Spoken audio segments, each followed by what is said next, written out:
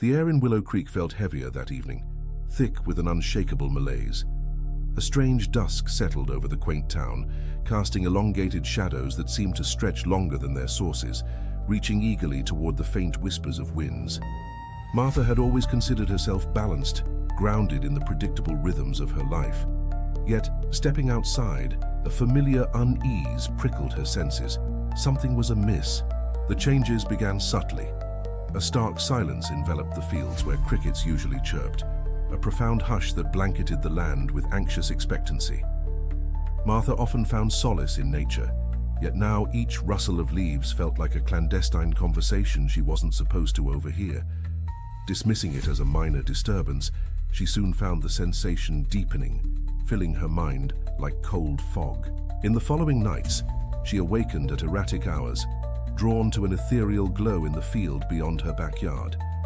Each flicker seemed to tighten her thoughts, luring her outside as if beckoned by some unseen force. The air around it stirred differently, vibrating with a hum like the resonating call of something ancient yet unfathomable. Remembering tales from townsfolk about eldritch beings lost in the void, she previously dismissed them as superstition, yet their shadows loomed larger now, whispering to her frayed mind. As she sought answers, reality warped dangerously.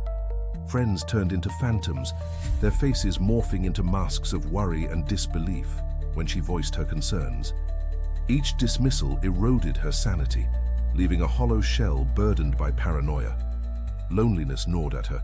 The once tight embrace of intelligent companionship felt unmoored, leaving her adrift in her thoughts. Then came the dreams. Nightmarish visions pregnant with indescribable shapes hovering in timeless absence, swirling around her like smoke, brimming with malign elegance.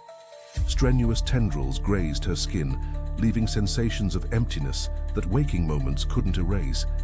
Though she never remembered them fully, fragments returned with dawn, glimmers of alien constellations and whispers that quickened her heart.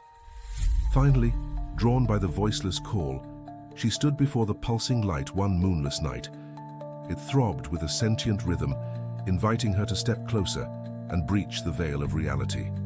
As she moved forward, raw terror and ecstatic curiosity entwined within her, and the world erupted in a cacophony of colors, shapes, and alien geometries. Yet, as she crossed that threshold, her mind shattered like fragile glass. The presence, both magnificent and incomprehensible, loomed before her, transcending everything she had known.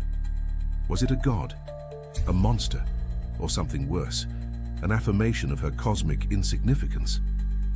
Fleeting understanding slipped through her fingers as she screamed, but the sound dissolved into laughter, the universe echoing her ephemeral plea. The light dimmed, and all that remained was silence. She looked around, and the hum of Willow Creek faded away, leaving only an empty shadow where she once stood.